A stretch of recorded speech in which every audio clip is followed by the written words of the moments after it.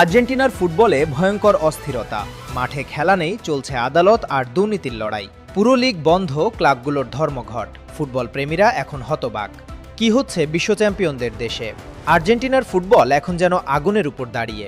নবম রাউন্ডের সব ম্যাচ স্থগিত করা হয়েছে। ক্লাবগুলো সরাসরি ধর্মঘটের ডাক দিয়েছে।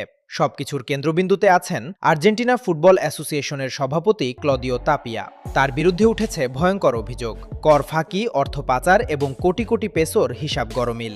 কর কর্তৃপক্ষের দাবি প্রায় ১৯ বিলিয়ন পেসো কর পরিশোধ করা হয়নি। খেলোয়াড়দের অবসর ভাতার টাকাও নাকি আটকে রাখা হয়েছে। এই ঘটনার জেরেই আদালত তাপিয়ার দেশ ছাড়ায় নিষেধাজ্ঞা দিয়েছিল। পরে সেই নিষেধাজ্ঞা উঠলেও পরিস্থিতি আরও উত্তপ্ত হয়ে ওঠে। পুলিশ অভিযান চালিয়েছে ফুটবল ফেডারেশনের সদর দপ্তরে, এমনকি বড় বড় ক্লাবেও। এখন ৫ থেকে ৮ মার্চ পর্যন্ত লিগে কর্মবিরতির ডাক দিয়েছে ক্লাবগুলো। এএফএ বলছে এটা রাজনৈতিক ষড়যন্ত্র। সরকার নাকি ফুটবল ক্লাবগুলোকে কোম্পানিতে পরিণত করতে চাইছে।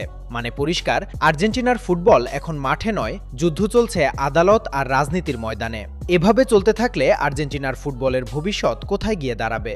আপনার মতামত কমেন্টে লিখুন। আর এমন বড় খবর জানতে সাবস্ক্রাইব করুন এবং ফেসবুক পেজ থেকে দেখলে একটা ফলো দিয়ে যান।